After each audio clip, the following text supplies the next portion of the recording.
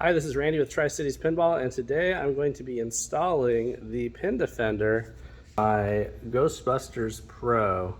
And the Pindefender is meant to protect the shooter lane, which can be one of the areas that, gets the gunkiest. You can see even with mine, there's, a little bit of gunk in there, little places where some of the damage has occurred that probably is beyond my skills to repair. But if I put in the Pindefender, this guy here, instead of seeing that, you will see this. And what's cool is it has a nice cool green color, kind of like this here, and with my start button.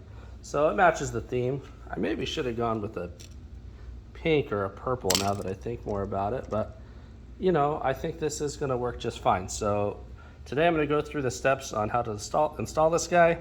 It's pretty simple.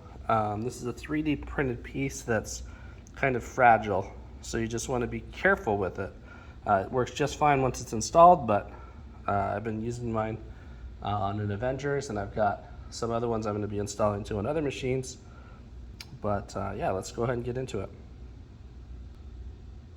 Alright, so the main thing that I have to do is get the screws out that are keeping this metal piece in place, this metal rail in place, so that I can lift it up and then slide the Pindefender in under. Pretty straightforward.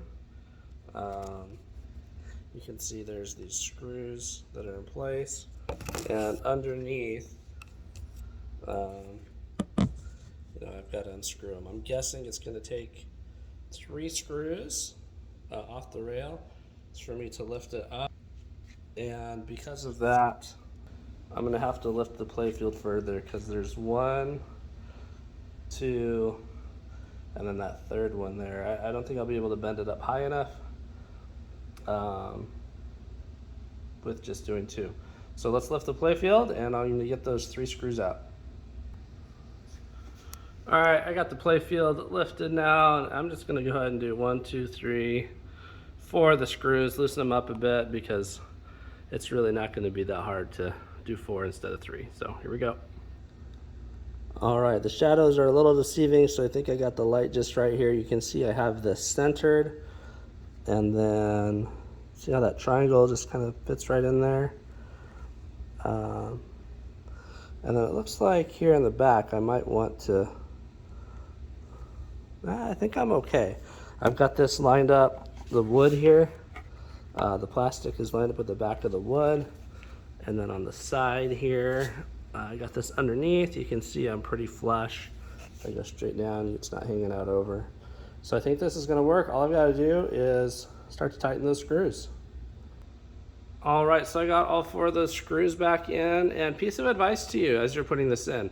The very first screw on the top, you can put in before you lift the playfield back up, and it's best to do that one while the playfield is still down, and you can control the Pindefender, because it will shift as you're twisting that screw on that first screw on the top. Let me zoom into it if I can. Yeah, that screw right there, just do it while the playfield is still down, because it will shift the Pindefender as you're installing. Alright, so I got this one in. It's not quite centered. You can see when I push the ball up and back, I mean, it's pretty good, but it's not perfect. I think I'm gonna leave it as it is, rather than getting in and adjusting. It's gonna do the job that I want it to do. And I don't see it, impacting the plunge very much. We'll see how this holds up over time with it being just a little off center, but I think I'm gonna be all right. You can see the triangle there. It is aligned in the back. It was flush on the side, so I think we're gonna just keep it as is. All right, thanks Pindefender for protecting my shooter lane.